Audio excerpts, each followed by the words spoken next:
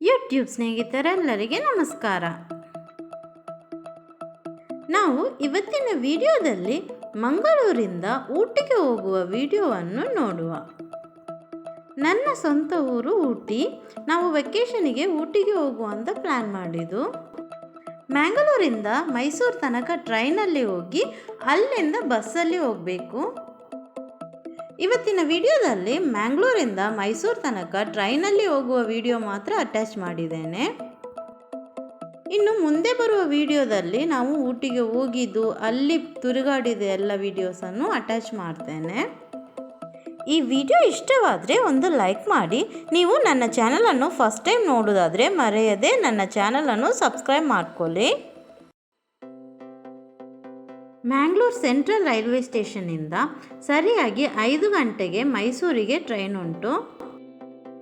ಈ ಟ್ರೈನು ಮಂಗಳವಾರ, ಗುರುವಾರ, ಶನಿವಾರ ಮಾತ್ರ ಉಂಟು. ಸರಿಯಾಗಿ ಬೆಳಿಗ್ಗೆ 3 ಗಂಟೆಗೆ ಮೈಸೂರಲ್ಲಿ ಹೋಗಿ ಮುಟ್ತೇವೆ.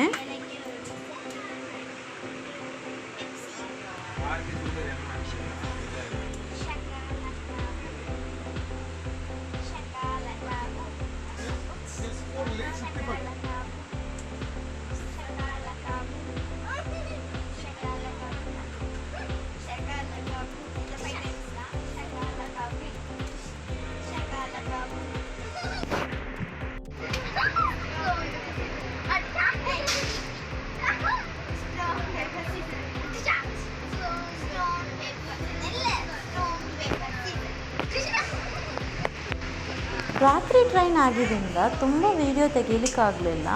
ನಾವು ಹೋಗಿ ಒಂದು ಅರ್ಧ ಗಂಟೆಯಲ್ಲಿ ಕತ್ತಲೆ ಆಗಲಿಕ್ಕೆ ಶುರುವಾಯಿತು. ಬೆಳಿಗ್ಗೆ ಬೇಗ ಏಳಬೇಕು ಆದ ಕಾರಣ ಎಲ್ಲರೂ ಊಟ ಮಾಡಿ ಮಲಗಿದ್ದು. ಆ ಕತ್ತಲೆಯಲ್ಲಿ ವಿಡಿಯೋ ತೆಗೆದ್ರೆ ಸಹ ಏನು ಕಾಣಲ್ಲ ಎಂದು ಮರುದಿವಸ ಬೆಳಗ್ಗೆ ನಾನು ವಿಡಿಯೋ ತೆಗೆದದ್ದು. ಸರಿಯಾಗಿ 3 ಗಂಟೆಗೆ ಮೈಸೂರು ರೈಲ್ವೆ ಸ್ಟೇಷನಿಗೆ ಬಂದಿದ್ದೇವೆ. ಮೈಸೂರು ರೈಲ್ವೆ ಸ್ಟೇಷನಲ್ಲಿ ಇಳಿದು ಕಾಫಿ ಎಲ್ಲ ಕುಡಿದು ಹೊರಗಡೆ ಬರಲಿಕ್ಕೆ 3:20 ಆಯಿತು. ಮೈಸೂರು ರೈಲ್ವೆ ಸ್ಟೇಷನ್ನಿಂದ ಮೈಸೂರು ಬಸ್ ಸ್ಟ್ಯಾಂಡಿಗೆ ವಾಕಬಲ್ ಡಿಸ್ಟೆನ್ಸೇ ಉಂಟು. ಇಲ್ಲಿಂದ ನಾವು ಈಗ ಮೈಸೂರು ಬಸ್ ಸ್ಟ್ಯಾಂಡಿಗೆ ಹೋಗುವ.